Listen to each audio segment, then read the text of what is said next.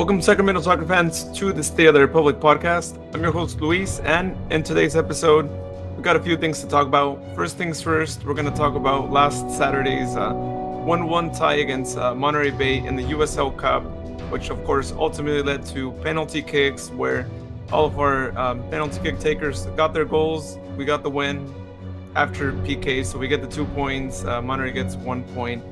So we'll take a look at the game. Of course, we'll take a look at standings. How is the situation looking like in that last game against Boise?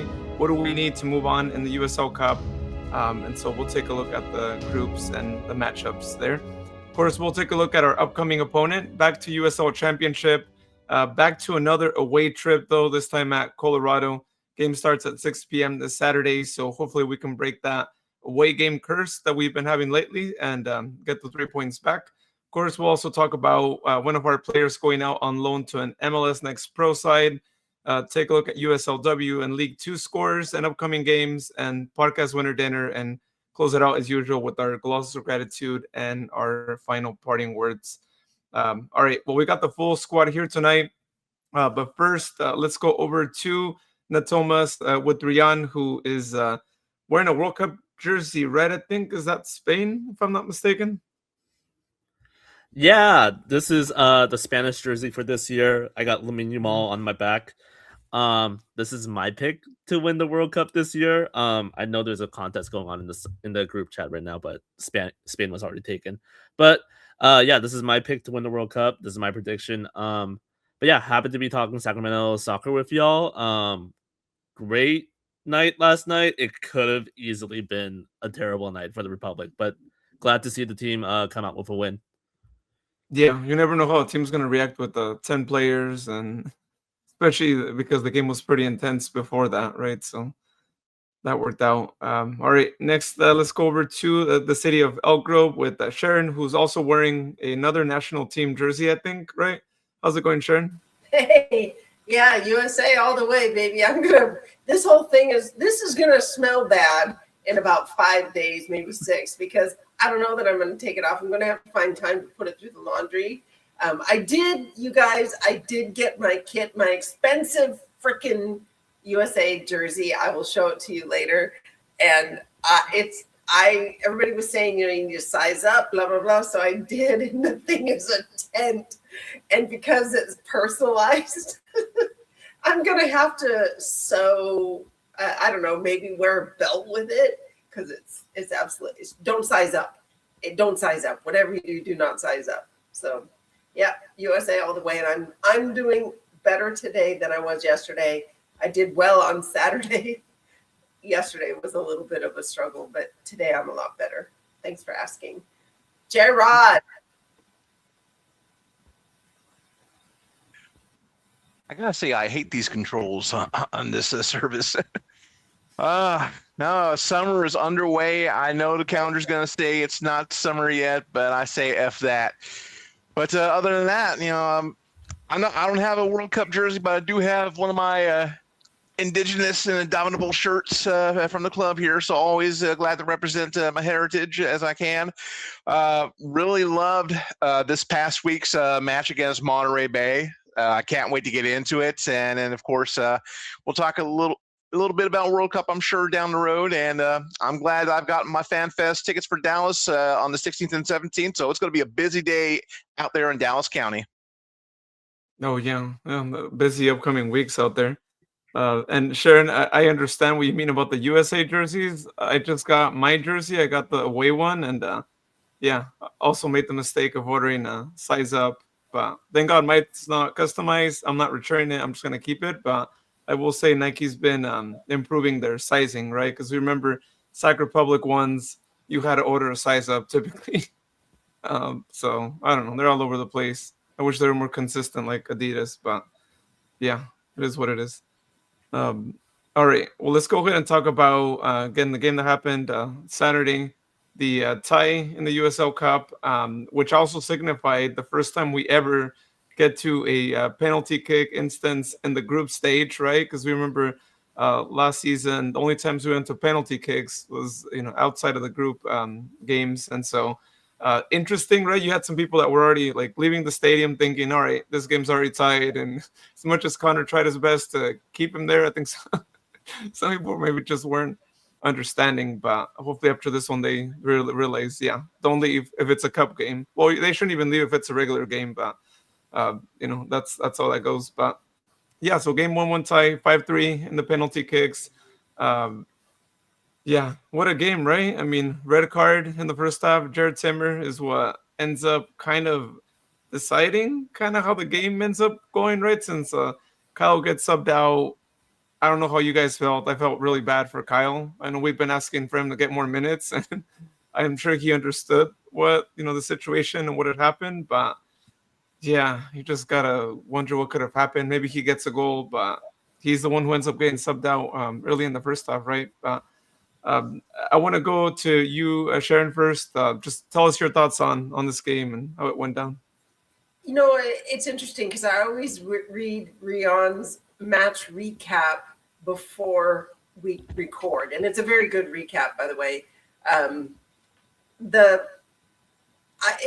The game felt extremely even to me, even though we got down a player. It still felt I could still feel our own intensity, and I don't think that I heard the coach jumping on the guys. I heard Coach Neal trying to get them revved up and stay focused and do their jobs.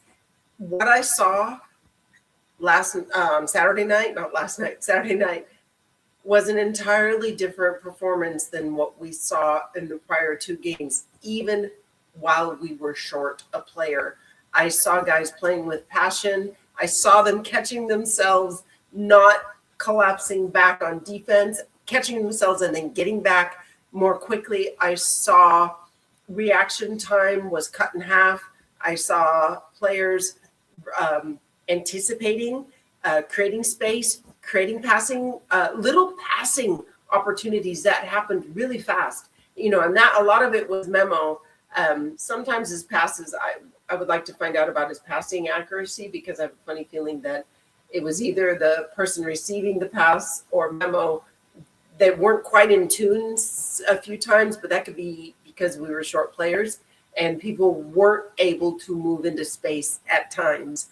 Guys weren't able to move into the space for the pass when Memo was expecting a guy to move. Anyhow, that aside, I'm still thinking I enjoyed the subs that were made for Mark Anthony Kay and Danny Crisostomo. I'm glad we were able to shift some things around and we got to see Blake Willie, step on the pitch. The one thing that broke my heart a little bit was Forster Ajago didn't get to see any minutes over the match, and there was somebody else that didn't get a chance to get on the field. Not that we had two keepers on the bench, which was kind of interesting, but that's okay. Pierre Beatty, what a bright spot. None of us expected him to be. I didn't realize how tall he was and how fast he was. We got to see some glimpses of that, and we got to see some glimpses of how accurate he is with some of his passing and thinking. So on those notes, I actually appreciated the performance of the guys. I appreciated the grit. I thought Lee Desmond played his socks off. He had to do an awful lot once Jared Timmer went away. I know Chibi came on and tried to fill in, and I know Mark Anthony Kay was kind of helping fill in. I have really nothing bad to say. It's unfortunate the goal that got scored against us. I think we're going to talk about that in a minute. But overall, what a difference a day makes. Thank you for asking. Yeah, no, it made a big difference. Rian, what are your thoughts? Yeah, for this match, firstly, there were a couple changes to the lineup. Timmer came in for Aaron Essel, who was not on the team sheet for some reason. We don't know why. Memo came in for Durlo. Edwards started up top for Ajago, and Vonner started in for Malongo. All those changes, barring Timmer's red card, like up until that point, like all those were net positives. The team looked alive. Sharon, you mentioned it. The team like had energy. I thought Memo was on for a great game. I thought Bonner was on for a great game. Like they just looked energized to be back in front of the home crowd. Kay looked better. Chrysostemo looked better in the midfield. Like up until that like 30th minute point, like the team looked like the team that we want them to look like. Like that was a solid Sacramento side that was taking on Monterey and giving it to Monterey. And even after the red card incident, like I think Sacramento looked the better side for a majority of the match, apart from like those first 10 minutes in the second half where Monterey scored a goal.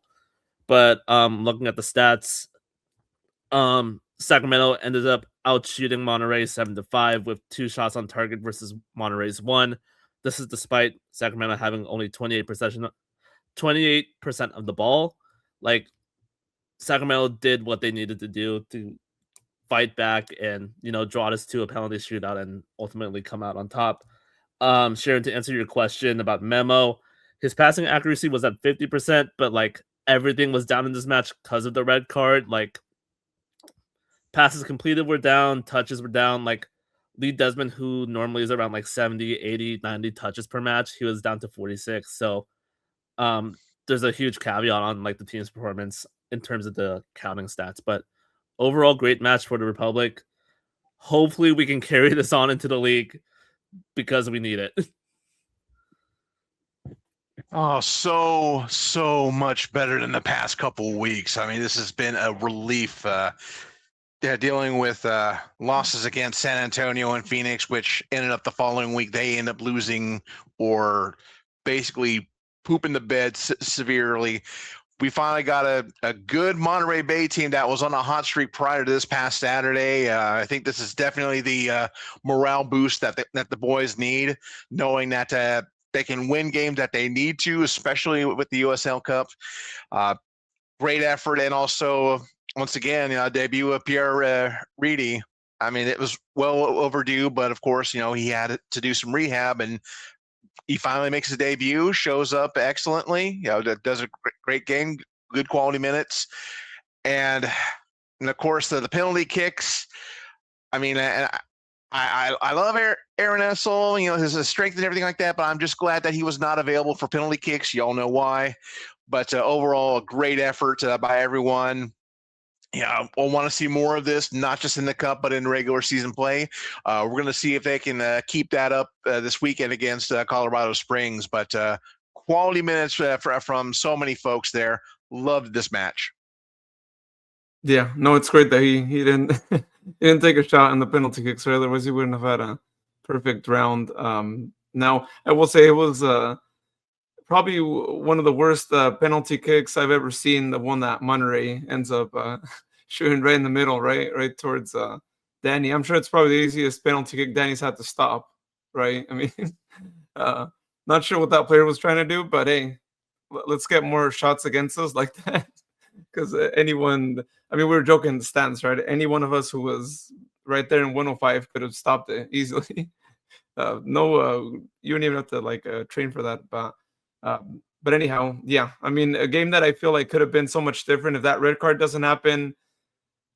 Stats would have been, of course, all the much different. But I really feel like we could have probably gotten the win.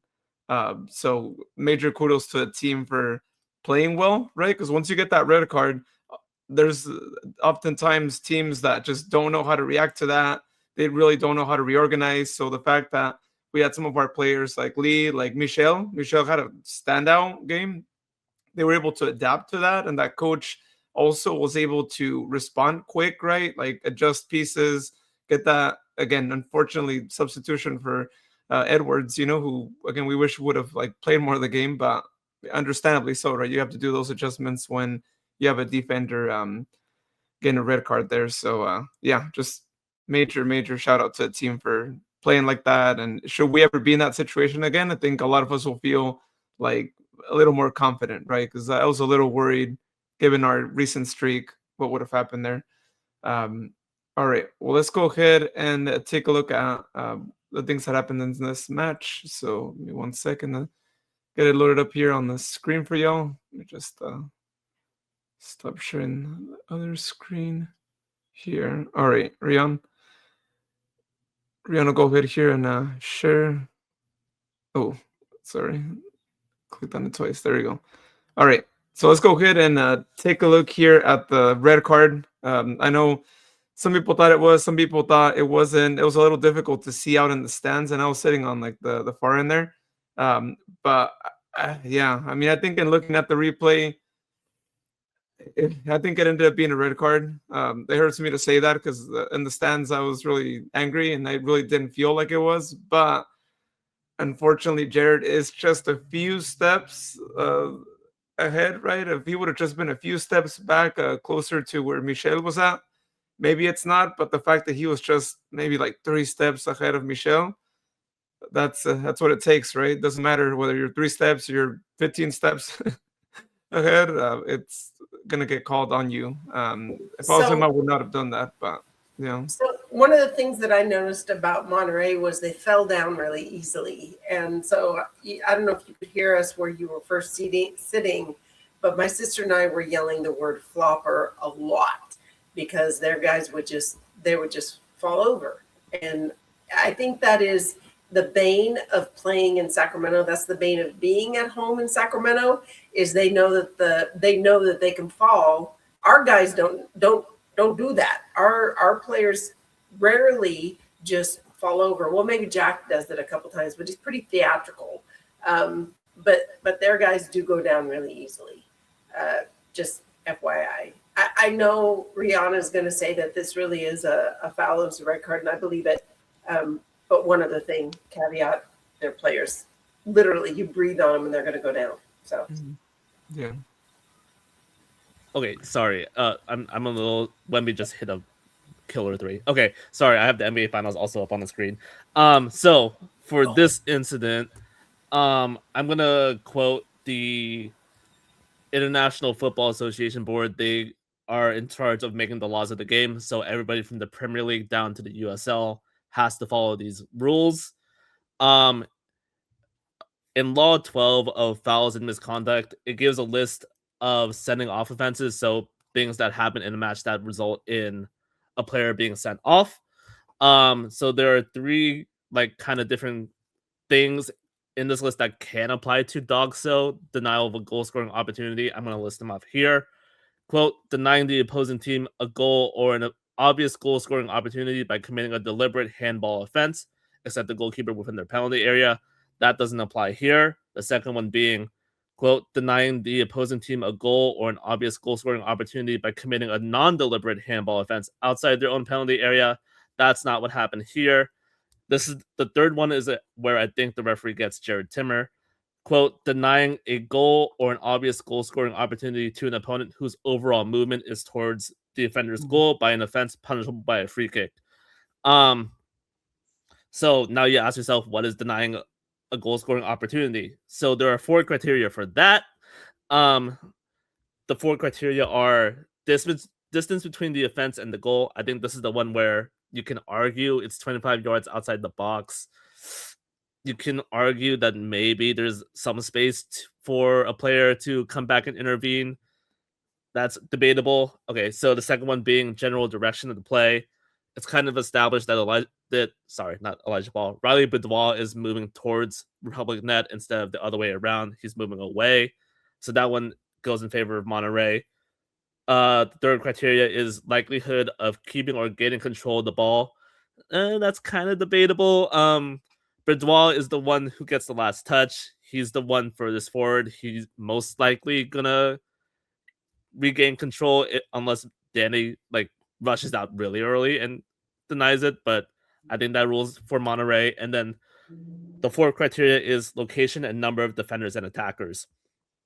This one is also kind of debatable. You could argue that Timmer kind of could intervene. Benitez could have intervened. But in any case, Timmer is putting the referee in a situation where he can rule DOGSO, and that's what happens here. I think it's DOGSO. I think it's pretty cut and dry. And then in the chance that this occurs, and what's the punishment for it? So IFAB goes, where a player commits an offense against an opponent within their own penalty area, which denies an obvious blah blah blah. obvious goal scoring opportunity and the referee awards a penalty kick, the offender is cautioned. If the offense was an attempt to play the ball or a challenge for the ball, that's not what's happening here. So we move on to the next sentence. In all other circumstances, and then it lists off holding, pulling, pushing, no possibility to play the ball, etc. The offending player must be sent off. Here, it's outside the box. Jared Timmer is, if you can look here, he's kind of holding back Riley Bidwa. He kind of has him by his jersey. Timmer is not arguing it. Like this is dog. So it is what it is. Timmer's not fighting back. He's not fighting the call. Like he knows he's guilty. That's what it is. I feel like I have to break down Dogso like once a year, and I hate it, and it sucks. But yeah, it is what it is. Timmer is putting the referee in a position where he could call Dogso, and the referee just did. This is just yet another example of how Republic FC opponents have the number one finger on the button as far as getting things to go their way. Dive, dive, dive. This one, I don't know, based on the replay, it looks like it could be a hard yellow, maybe not necessarily a light red. I'm not sure, but the fact that, as Rian just said, that Jared just doesn't fight it, doesn't argue, anything like that. He's like, yeah, I effed up. But, I mean, anytime opposition, like whether it be Monterey Bay, Phoenix, Tulsa, San Antonio, or anything like that, they all have the same mantra to kind of twist around some SpongeBob SquarePants lyrics. If shithousery be something you wish, then drop on the deck and flop like a fish, and it always works. Yeah, that's pretty much it. I mean, to be fair to the referee, there is no like gray area for this. Like it's either this or that. It'll only be a yellow card for Dogso if it's in the box, if Timmer is actually trying to play the ball here. In this case, he isn't. It's outside of the box. Like that itself, that's already red card territory. The fact that he's kind of pulling down Bidwal also adds to the fact like it's not how there's no argument for a yellow card in this situation. Yeah. I will say it is a shame though that Jared did that. I would have just let the guy go because we were in that situation in the game where he knew that a red card could really impact us, right? It's not like one of those things where it's the last minute and you're just trying to do anything you can to secure the win. So I think there's a moment in time for these red cards. This wasn't it. So hopefully coach has a word with them and they just realize, yeah, just let the guy go. Maybe Danny stops it. Maybe the guy ends up like shooting away, and you never know, right? I mean, Danny stopped some good one-on-ones, so maybe it would have happened again. So yeah, there's that. But all right, well, let's go ahead then and move on to the second half. So halftime we were 0-0. Some adjustments were made. We move on to here the second half where we see the goal that Monterey ends up scoring. This happened all in the 53rd minute. Yeah, I mean, one of those where you get two touches in the area, right? A cross goes out to the Monterey player. He ends up spotting his fellow player open, and all he had to do is just pretty much tap it in, right? He was right in front of Danny right there, and that's what he does. I mean, it's kind of hard to stop that one. I mean, Danny's had some really good stops like that, but yeah, it's tough. It'll happen really quick. I mean, we're looking at it here on like slow motion. So that was that, right? Early on second half, we're down 1-0. I feel like a lot of us just felt like this is going to be really difficult to get out of, especially when you have 10 players. Yeah. But the team never stopped. I will say the team played as if we didn't have one less player. It really seemed like we were even in the second half because we were getting our opportunities. The defenders were falling back. They were doing their job. So, yeah, that's exactly why I say that. Had that red card not come through, I feel like we get this game. We win it. Monterey doesn't even score a goal. I feel like it probably would have been a clean sheet for Danny. I'm going to add a note here. The fact that this is Monterey's only shot on target and the fact that they can only get into the Republic box by sending in crosses kind of is a statement to how good the Sacramento defense is. Like, even though they're down a man, like they're still forcing Monterey to like stay at arm's reach and try and get lucky with their crosses. Like, I mean, it falls to Farnsworth at the back post, and he wins his duel against Blake. So, I mean, that's a rough duel to win for Blake. But I mean, if Monterey is in this situation, if a better team was in this situation against Sacramento where they're up a man, I feel like they would have done much more than what Monterey did was against Sacramento. Like only getting one shot off a cross. Like they couldn't get any other lethal opportunities against Sacramento. So I mean it's still a great showing from Sacramento being still fighting even though they're down a man. Yeah, really got to hate crosses at a lot of times. I mean, given the fact that the nature of the kind of shot, sitting it like a rainbow to one side, and then before you can even really concentrate on the ball, the opposition, the attacking side's already got the shot off, and it just throws the goalkeeper off course. And unfortunately, it's we're not immune to it, as we can see here. I mean, a great cross by Monterey Bay. They were able to spot an opportunity on the other side of the goal. They were able to capitalize and caught Danny off balance. Yeah, it's something that every team looks to work on, but we probably could have used a little bit more support on that. But then again, being down a man, you can't really pull that support from a lot of places, and they did their best to plug up any holes they can. But unfortunately, there was that one hole that ended up biting us in the behind. Yeah, at the end of the day in this game, we have to be thankful that it wasn't a much stronger side that would have maybe not even allowed for us to have gotten that penalty kick, and maybe would have scored a few more goals and would have made the match really difficult. So yeah, so that was that. So yeah, let's go ahead and move on then to the goal we end up scoring, the penalty kick that we end up getting on our side, right? Who would have thought, after us complaining so much about the referee, that we actually would get a good call in this match, which, well, I do have to say the red card was, but those of us at the stadium were really angry at the ref at the time. So getting a penalty kick call definitely helped us out a little bit there. So let's take a look at the penalty here and how it gets called out here. So we're looking at the replay here. Yeah, I mean, it was end up being a handball. Who would have thought that?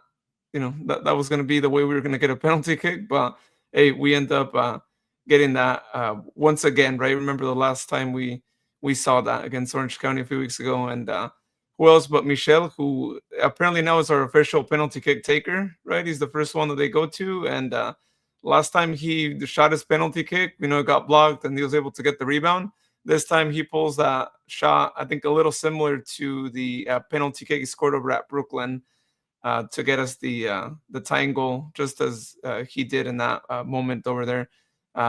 So we still had some time. We had some of the momentum on us, right? You're the team that ties, but still, again, you just don't know if it's going to go to penalty kicks or if we end up losing it more towards the end. And yeah, that's all. So when the handball happened, it was really kind of hard for us to see. We all looked up at the replay. Just, want to break it up a little bit here. We all pretty much had to look up at the replay to see, was it true? Was it really true? Because our players had reacted in a prior situation thinking that there had been a handball in a prior run-up. And it was kind of waved off. And, they were our players had been looking at different opportunities to have a foul called in the box. And this one, all of the players, our guys, right around that whole situation, immediately looked at the referee, and usually played to the whistle, and the referee was really good about making sure that whistle got called right away, so nobody had to guess. One of the things that we find with players sometimes is they expect a call, they stop playing, don't get the call, and all of a sudden there's another opportunity for the other team to take, to go against us. I'm looking for the words. My brain's kind of a little fuzzy right now. So this, I'm glad that the referee saw it, saw his assistant. Everything happened quickly, and we just stepped up and took that kick. I think our players have learned that taking kicks, penalty kicks, is now part of training, and that we're not going to fuss around. We're not going to stutter step around. We just get on that ball and we take a kick. So I think we've worked that weird crap out of our system.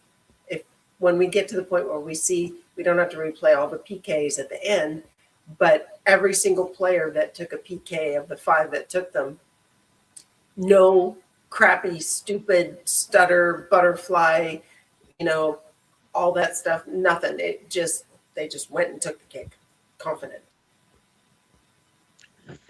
And I gotta say, I think the Monterey Bay defender that the ball went on, I'm not sure if he was either protesting the call or if he was reliving some WWE Attitude Era, because he looked like he was totally doing the DX chop right at a couple points there. Probably said the referee, "I got 2 words for you," but yeah, some replays live were showing that it may not have been 100% him, but given where he had his hands placed, I mean that's a good spot for potential handball, and I'm just glad the referees actually know how to call one. This time, not against Republic FC, so that's always a good part. But then Michel Benitez getting ready for the PK. It seems like nowadays that whenever he's there ready for the kick, it's almost certified goal anytime that he touches it, or at least that's what it seems like.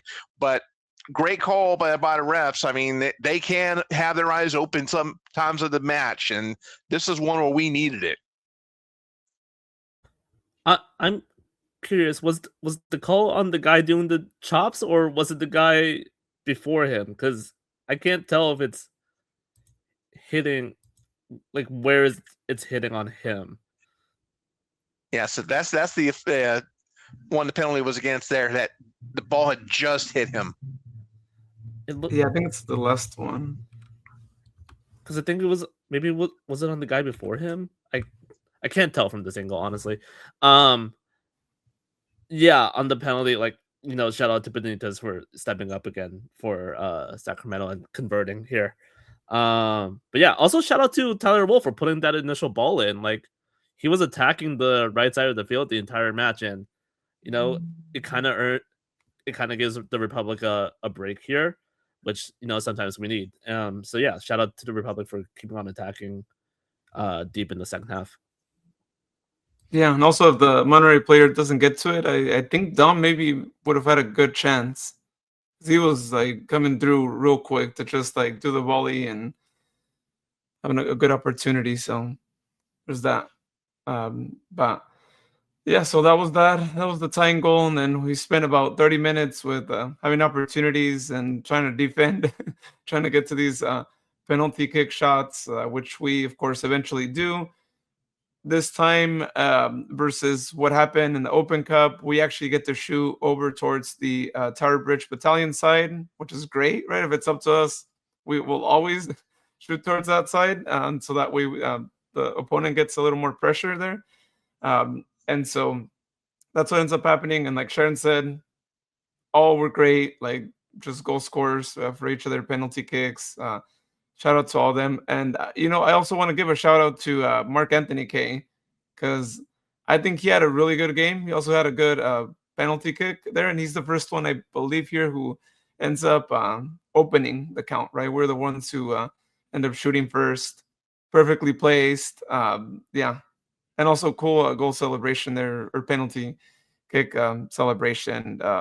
Also, he was pumping up the crowd at one moment, which I think we need more guys to do that, to pump the crowd up and get everyone supporting, right? Especially in those moments where we're feeling really quiet because things are pretty tense and we're just hoping, we don't get scored on. So, yeah, he had a heck of a game there and opened the penalty kick count. Yep. Moving on. So, yeah. I want to, as we go into the penalty shootout, I want to mention that I think last season during the breakaway, Jared Timmer mentioned that he was cursed during penalty shootouts and he lost every shootout that he participated in. So maybe it was good luck that he got sent off for this. Maybe, I don't know. It's kind of hilarious that it worked out. Like, the curse still lives on, but we benefited from it. Also, one thing, the league and I guess the club kind of need to do better at like communicating that there's might be a penalty shootout at the end of the match, because I don't think there was any like communication to the fans about this, like some kind of announcement, like instead of like tacking it on like at the end, like before as people were leaving, basically. But yeah, just my notes. Yeah, shout out to everybody who stepped up and took a penalty for Republic. And shout out to all the fans that stuck around because they knew the rules. So it's interesting, as much as the club on social media and elsewhere explains how the cup works and the rules, it's still, still people when they come to these matches, the USL Cup matches, they don't always know that if it's tied at the end, they go straight to PKs to break that tie. So, yeah. I don't think we're 100% prepared. We had to tell a couple folks around us, no, stick around. It's going to go straight to PKs. The people who don't always know. Yeah, but poor Connor was trying to like stop people from leaving, but I think some people weren't really. So were there 3 left footers? So was it Michelle, Lee, and Ryan were all left footers, left foot kicking? Is that how that one went? Mark Anthony K was right foot. Malongo was right foot. And okay, so he did a little stutter step. Okay, yeah. So I think we had 3 left footers and 2 right footers, which is not common.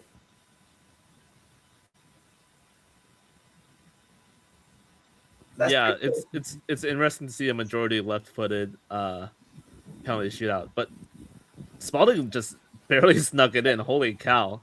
Like just great, well placed, good placement to get past Delgado here. Yeah, because he dove correctly. He dove. Their keeper dove correctly. So yeah, off we go. We're winning. It was nice to see Blake Willie back in the squad. There were a lot of good takeaways we talked about already. So thanks, Luis, for getting us to the end of the analysis, unless there's more. No, I mean, that was pretty much it. We get the win, we get the 2 points, a much needed 2 points, because had it just been 1 point, the math would have been a little more here to deal with. Let's go ahead and take a look at the USL Cup standings here. Shout out to the USL site for having it all like well organized here. So pretty much as it stands, Sacramento Republic has 8 points, still in first place, followed by Spokane Velocity with 6 points, Atletico Boise, who we play against in the last group match, with 5 points. And then you got Oakland with 4, Monterey with 3, Las Vegas with 1. Those 3 teams are pretty much eliminated. I think Oakland might have, well, actually not even really a chance, because the best second place team will probably have more than 7 points. So as it stands right now, it's between us, Spokane, Boise. Pretty much all we need on our side is a tie against Boise, because if we get a tie, even if Spokane wins, we beat them in the head-to-head, since we did beat them in that first game. And if we don't get the tie and Boise beats us, they actually end up being in first place, regardless of what happens with Spokane. Or I mean, if they win, they get to be first place. But Athletic Club Boise would move up above us and again be first or second, depending on how Spokane does. So we need a tie. That's all we need. But if we lose, we're pretty much going to be eliminated, unless, of course, things fall in place. Spokane loses, and we happen to be one of the best second place teams. But I feel like some of the best second place teams, or the one wild card, will probably have 9 points, would be my guess. So we need to win or tie. Don't lose against them. Otherwise, as weird as it sounds, we might be out, even though we got like 2 wins already and 1 tie. Hence, again, why the win would have been perfect for us, because we could have been qualified. So that's all we need. That's that. So get the win against Boise. Now, Spokane Velocity, their last game, they play against Oakland at Oakland. Going to be a bit challenging there for them. So I would say it's either going to be us or Boise that will qualify in first. So sounds good. All right. I'm looking forward to seeing who we play this weekend. Yeah. So this weekend, we're playing against Colorado at Colorado. Never an easy place to play against, right? We know elevation sometimes gets to us, right? It's a bit difficult there. Match starts at 6 p.m. This Saturday, and so let's look at the recent form. So last Saturday they beat El Paso 2-1 in the USL Cup. Before that, they went out to Oakland and beat them 1-0. And then before that, they went out to Las Vegas and lost 2-0. And then before that, it was their other USL Cup match, a 4-0 win against New Mexico. So, I mean, as of the last two matches, they're in good form, right? 2 wins is how they're getting into this. And then we know for us in league, we're in a 2-game consecutive loss streak. An away game curse so far. Hopefully, it could be broken. Sucks it's in Colorado, but I mean, hopefully they get that motivation from last Saturday's cup win, or penalty kick cup win, I should say. I can't say win, but yeah. Well, one thing to note about Colorado is Duke Lacroix on international duty, so they don't have him. Oh yeah, that's true. He's going to be out. Haiti. Yeah, and I think at that time, Rian, you might have the schedule, or you might. I was just glancing at it earlier. We're gonna have a World Cup game, I think, happening at 7. So this is the weird time where you're gonna have some World Cup games, some Sac Republic games at the same time. You know, that's just how that goes. That's how our league system is. Kind of wish we were on a, European system, but that's how it is. So be prepared to maybe have like 2 devices if you're trying to watch some World Cup games at the same time. All right. Well, we got to also talk about one of our players getting loaned out to an MLS Next Pro side. I want to hear how you guys feel about this, right? Davian Kimbrough is getting loaned out to North Texas, which, by the way, is FC Dallas's MLS Next Pro team. So one could only imagine maybe Mark Briggs had something to do with it. I mean, that's all I can speculate over that. However, some people out there are putting the rumor that this is the way for FC Dallas to potentially sign him, right? Should he do good in North Texas? So, but he is on loan though. He wasn't sold, so he's still, from Sac Republic. So, how do you guys feel about this news of Davian going out to North Texas MLS Next Pro? I think Jared should have the first bite of that apple. Well, I mean, lately he's been getting some minutes for the Republic FC, but this is going to be a great experience for him. Stepping into MLS Next Pro. I mean, I know we talk a lot of brown butter about MLS in general, but ultimately it's possibly some of the best development in North America as far as this goes. And the fact that it falls within the FC Dallas program, like it was mentioned, there could definitely be a lot of Mark Briggs influence on North Texas. It's great to see some kind of connection back with them again. And I know Davion's definitely going to tear it up in the MLS NP program. And although he's only on loan, I just hope he gets a chance to, get dug down into the North Texas program. The humidity, especially being summer, that's going to be great conditioning for him. That way he'll be able to take on any climate.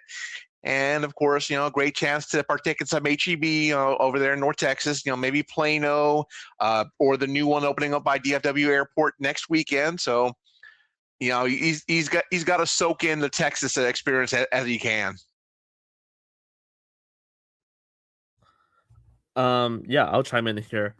So the rumor of Dallas having a potential to buy came from when they first released the news. There was a screenshot going around the Sac Republic subreddit where it does tag on that the club, that FC Dallas has an option to buy at the end of this season. So that's where that comes from.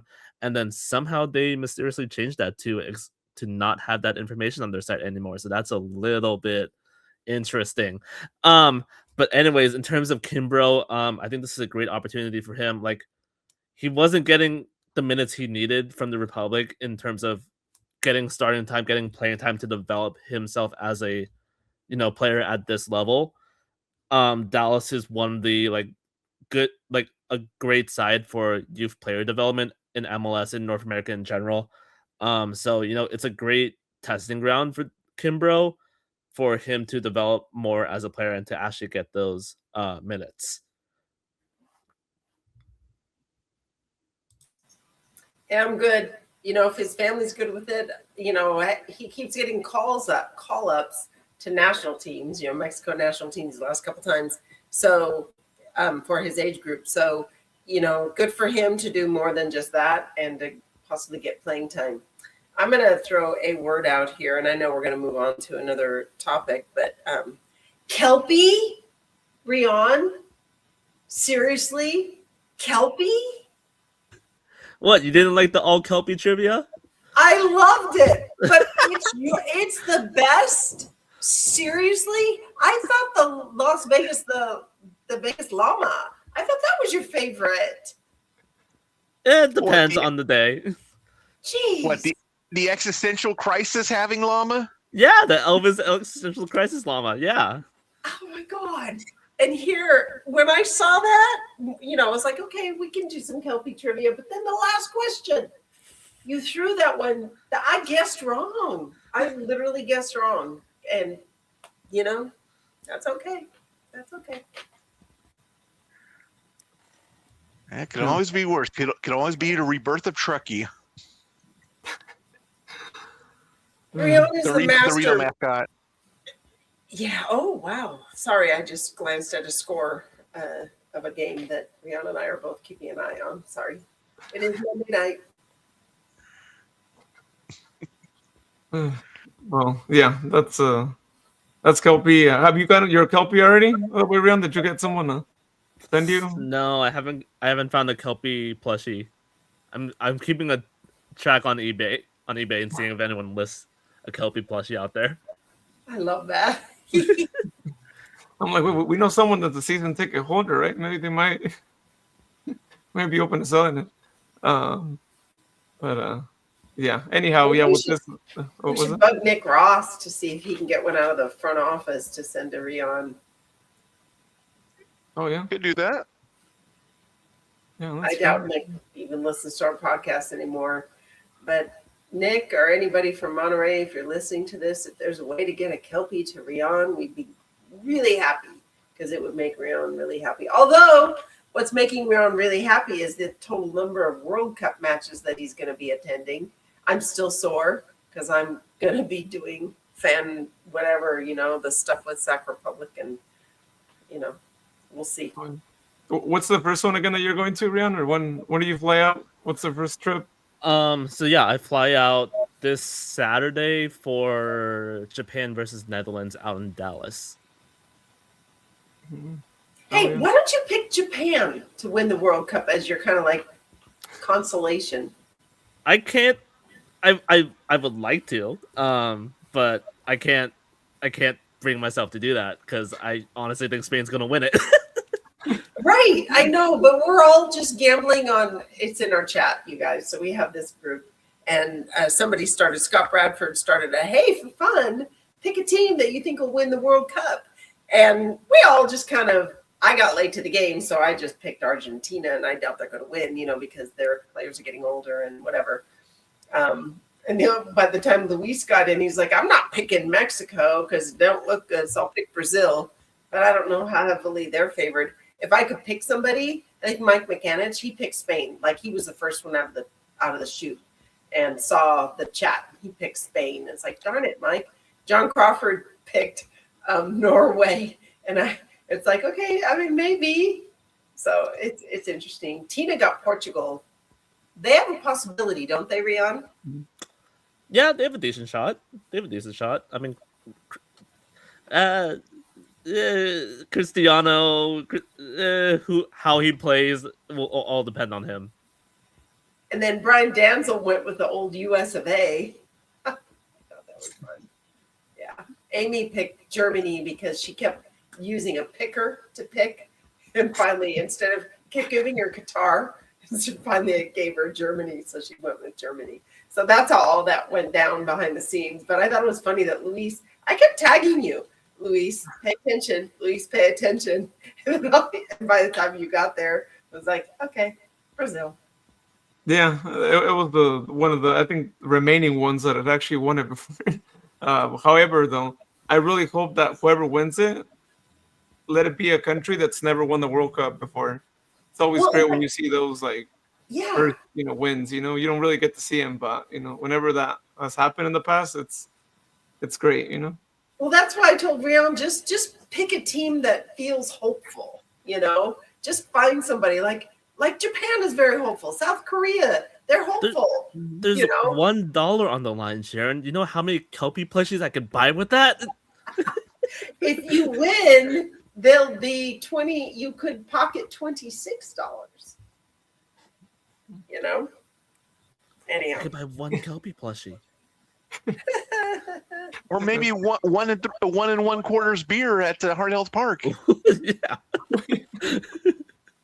Yeah, we had a conversation offline about margaritas, so maybe I can give you a Paloma. Next time I'll make sure that they make the Paloma in a coffee cup for you, Riyadh, and I'll hand you your coffee. Coffee.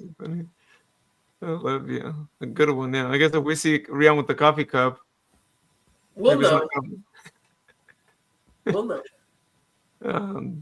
But all right. Well, let's go ahead and move on to talk about USLW League 2, right? We had some games that happened. We talked about them last week. So let's take a look at how they all did. So, And unfortunately, I did not make the match against Cargo. There was just no way. And I know what the score. I know who won the match, but there was no way I could go. I think I was with Mom for quite a while that night. I think So that was a long day for me. oh yeah. And in that match, Cal Storm ends up beating Stockton Cargo 2-0 in the match there. But it was still 2-0, even match, right? It wasn't more than 2-0, so they held through there. Not an easy place to play at.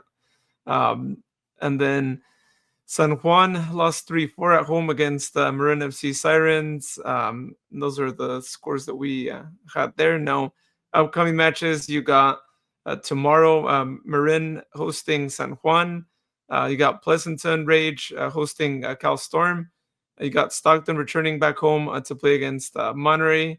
And then Cal Storm is also going to host Oakland Soul. And then if we keep looking down here, Oakland Soul is going to host Stockton Cargo. And then we're going to have another local rivalry with Cal Storm against San Juan as well. So, okay. Real quick, if we can scroll back on this schedule real quick, go up a couple games if you could, please. There's something I could swear maybe I'm having double vision or something like that. There we go. Freeze right there. So we have Monterey Bay Sirens versus Marin FC Sirens. This is starting to make me think this is the CFL between Saskatchewan and Ottawa back in the day. Both teams Rough Riders. So now we have Sirens versus Sirens. that's I don't know. Good catch. I don't know. It just seems like one side could be going for the Sirens, the other one going for the Sirens, and I don't know. Just my stupid brain reacting to things, I guess. Okay, but what if like one of them is like the mermaid, but the other one is like the police noise, like siren kind of thing? Oh, the klaxon. Yeah, what if that's it's probably not what's happening here, but that's a possibility, right? Yeah, anything's possible. Yeah, no, that was wow. Wonder what happened there. Oh, they had two names there. We're also getting for all you listeners, the cat. We're getting a cat appearance there in front of Sharon's screen, taking over most of Sharon's screen there. He's huge. I mean, he's absolutely massive. So that's the schedule so far here for USLW. Now, if y'all missed Cal Storm against Cargo game, Cargo is going to host Cal Storm as well later on in the season, so they will have their match there at Stockton as well. So we'll see how Storm does when they travel out to the 209. And moving on to League 2 here, We got in our scores here, Davis Legacy at home lost 2-1 against San Francisco Glens. Then scrolling down here, you also got San Juan against Academica. They tied 2-2 at San Juan. And then for upcoming matches, in 2 days here, Academica is going to host Almaden. And then you got San Juan hosting Project 510. Oakland Roots' B team there. And then San Juan, a few days later, is also going to play against Almaden, hosting them. And Academica will travel out to San Francisco to play against the Glens. So that is that for USLW and League 2.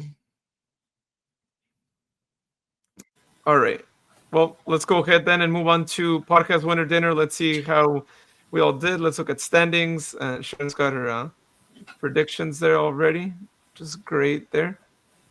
So let me go ahead and adjust the screen here. All there. All right, cool. So in this last game against Monterey Bay, only a few points were given out. So Sharon got a point for Sac winning the penalty kick shootout. Jared got 2 points for Monterey getting the first yellow card and Sac getting the penalty kick win. I only got 1 point for the penalty kick win. And then Rian also got 2 points for Monterey getting the yellow and Sac getting the penalty kick win. So standings are as follows. I'm in first place with 23 points. Then you got Sharon and Rian and tied for second place with 19 points. And then Jared's got 12 points. Hot damn, I actually got points. Yeah. So there you have it. Now let's go ahead and give our predictions for the game again this Saturday at 6 p.m. against Colorado Springs. So Sharon, I know you had your predictions ready. So you want to go first? I'm gonna channel my inner Rian. Given that we're in moderate form and Jared will be back in the rotation because he doesn't have to serve a red card until the next USL Cup game. And that's Monterey. Sorry. And given that we're at altitude, and given that Ajago didn't even see the pitch, and given that Wolf is kind of stepping into his own, and that Blake is back in, I'm going with a 1-1 tie. Sorry, Danny Vidiolo. I have a feeling the altitude is going to have an issue with us. I want to be wrong.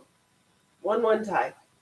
I have Ajago rotating back in, being the first goal scorer. If he doesn't see the pitch, I'm going with Wolf, Tyler Wolf. I have no idea why. I should go with Malongo. I should go with anybody else. Who knows? I should go with Tommy. But I'm not.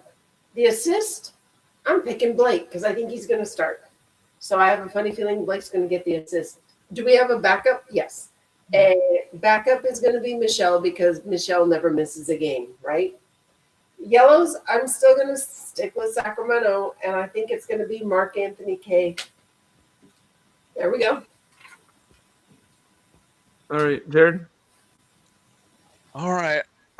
Given the high elevation, I want to say we end up squeaking out 2-1, Republic win. Goal, I am going to say Michelle Benitez, and if he doesn't see the pitch for some reason, I think I'm going to say maybe Dominic Vonner gets the goal. As far as assist, I'm feeling good about Pierre Reedy, and if for some reason if he doesn't see the pitch, I'll go with Memo. Colorado ends up getting the first yellow, but as far as our first yellow, I am slightly to say Pep Casas. All right, for me, it's not going to be an easy match at Colorado, and given our recent away game streak, I'm going to go with the tie 1-1 as well. For the first goal scorer, I'm going to go with Kyle Edwards. I feel like he's going to actually start the match given the substitution in the last game. If he doesn't see the pitch, though, I'll go with Malango. For the first assist, I'm going to go with Jack. For the backup, I'll go with Michel. For the first yellow card, I'm going to go with Sac. For the first player to get the yellow card, I'm going to go with Memo. Rian? Alrighty. So for this match, it's Colorado. It's kind of even in the series against them away in Colorado. 4 wins for each side in 9 contests. We mentioned Duke Lacroix earlier, but one other former Republic player to mention is Corey Bennett. He is tied for the lead in the USL Golden Boot race at 8 goals right now. He's kind of on fire for the Switchbacks. Sharon, you challenged me a little too well because I also had a 1-1 draw for this contest. For my first goal scorer, I'm gonna go with Tyler Wolf and Edwards as my backup. I'm curious to see who sticks to the starting lineup with this one because we saw a lot of rotation from Monterey.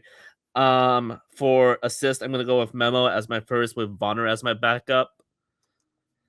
And I'm going to say Sack gets the first yellow, and it's going to be Chrysostemo getting it. Those are really good picks. Everybody's got really good picks. Do we really think Pep Casas is going to see game? Never know. Huh. I mean, Okay. he probably might be as a sub. I mean, now that Mark Anthony Kay is back and, I don't know. I think Chrysostemo. Talk amongst yourselves. Hell, I'm the only one that picked a result going to either team. Everybody else picked a draw. Oh my God, I totally forgot about Pierre Reedy. Holy freaking smokes. Oh man, that's going to be fun. Can't wait to see what happens. Because what if he's a goal scorer? That's going to just flip our whole entire contest on its head if all of a sudden Pierre Reedy gets hot. Wow. That can happen. Yeah, that could totally happen. Yeah. Well, if we get a tie, if Sack gets the first yellow card, then a lot of us are gonna get points. But Colorado gets that first, then Jared can have a point there. So we'll see. We'll see how things go. But it might be the first time I think that 3 of us say the same score. And by the way, Luis, I gotta give another shout out to Rion. If you're looking for any of the coaches' quotes, and thank you, Sac Republic, for actually showing the video of Neil Collins' post-game interview. But if you're looking for any quotes from the quote sheet, Rion did load those into the match recap. So take a look at that. It's always kind of telling when the players talk about stuff and when the coach talks about, what he thought was going on. And by all admission, everybody said on the squad, they knew they had a crap game in Phoenix. They knew they weren't playing up to their standards. And even Lee said, we have standards. And clearly we didn't meet them when we were in Phoenix. So thanks, Rion, for including information in your recaps. Appreciate that. Yeah, and let's actually go ahead and share what some of those reactions were in the press conference. Again, shout out to a team for including us in those press conference emails so y'all can see what our players and coach thought about this match. Thoughts on the game? Very happy we got the win, even though it's just 2 points. Look, we're just going through a spell at the minute where we're not playing particularly well. We're giving away penalties. We're getting red cards. It happens. We're making life a little bit difficult for ourselves, but we showed so much fight and character tonight, which maybe we didn't in the last couple of weeks. And so I'm proud to see us show that side of the game again. And it's 2 points and one step closer towards the next round of the Cup. A resilient game like this, do you think that kind of helps the team prove to itself that it can still compete at this level? Yeah, we really had to show that this week, because when you play like we did the last 2 weeks, it's been a tough 2 weeks. Just tough to accept because we have such high standards, and when you drop below them, it hurts. So it was nice to bounce back tonight. Okay, we didn't win it in normal time, but sometimes those type of performances where you have to really stick together and grind, you can actually learn more about each other as a team, and that's what happened tonight. So I'm happy for everyone. And last question, you've played in this stadium plenty of times, but first time been gone over a month, but how important was this big crowd for you guys tonight on a tough game? Yeah, we're definitely better at home. Just feel so much more comfortable on this field in front of our fans. It's very enjoyable to play here, and I can tell by the second we get here, everybody's in a good mood in the locker room and stuff. So, you know, we love playing here and really appreciate the fans. Thoughts on tonight's game? Hard to think about it, honestly. I think we started the game pretty well. The red card was unfortunate, but we talked a lot about the last 2 games and how we didn't do our job defensively. So honestly, I feel like this was a blessing in disguise to have to play down a man and figure out a way to defend everyone behind the ball. We still created a lot of chances, but I'm really proud of the guys because it's a difficult game, and to come out and get back a goal and then win the PK shoot is just great. So it's a big confidence booster for the team.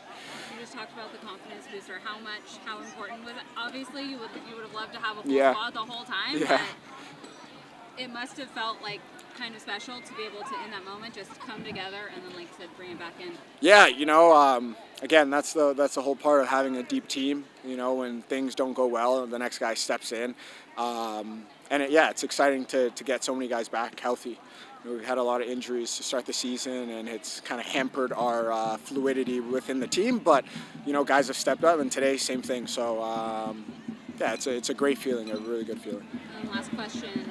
Huge home crowd tonight. How important was that for keeping you guys in the match and then pushing you in those PKs? Oh, 100%. You know, I think the crowd understood the assignment in terms of how we needed to play, defending every ball, winning tackles. You know, we heard them every time we did something right, and it pushed the guys on. And then to go on and win the penalty shootout in front of our fans right there in the stands is excellent for them. So it was a great game.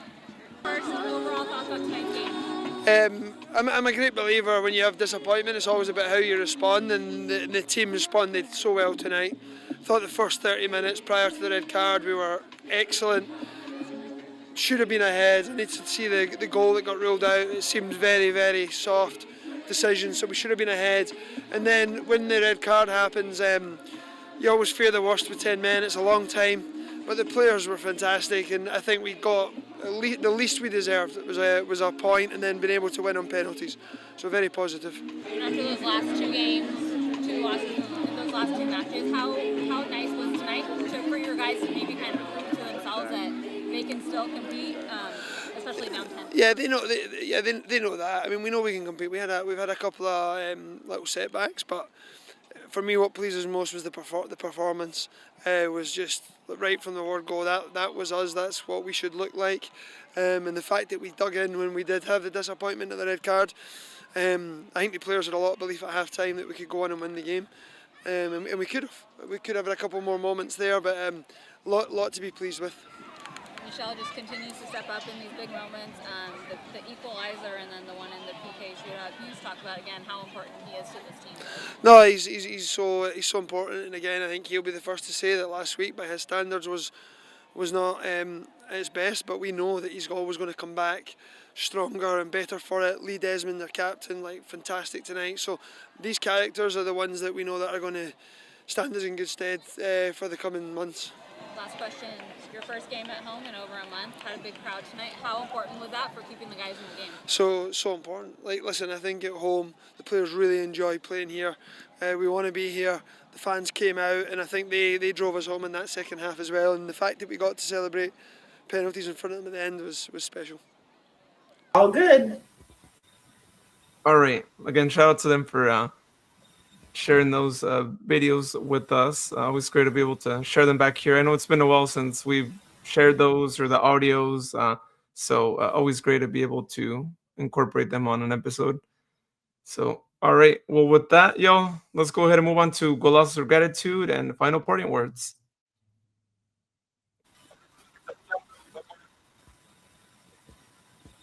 Oh, good. My computer is still working. Thank you. I'll kick it off and just, once again, just grateful to you guys and grateful to everybody who listened to our podcast, and to the folks.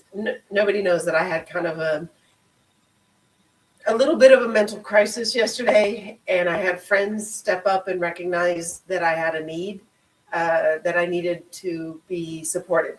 And to those friends who probably would never be listening to this podcast, I appreciate you and thank you very much. It's very overwhelming trying to be a caregiver and balance my own personal life in my house. So yeah, just a lot of gratitude that way. And, you guys are part of that whole clan that is very supportive. Thank you so much. Final parting words. Go Sac. I mean, totally get us all wrong on this 1-1 draw crap that we're saying. Prove us wrong. Go light it up on the scoreboard in Colorado and say, screw the altitude. My lungs will recover. Go Republic. And go Storm. Yeah, for me, some golazos. Well, shout out to the team for putting on a great Pride night. It was fun seeing all the decorations and all the people that got invited. That was great. Shout out to the NBA Finals. It's been an entertaining series so far. I'm going for New York. I'm hoping they pull it off. I can't find myself rooting for the Spurs. Also, the World Cup is in a couple days, and I'm so excited. And just shout out to all the hotels and planes that I'm going to be taking on the way there.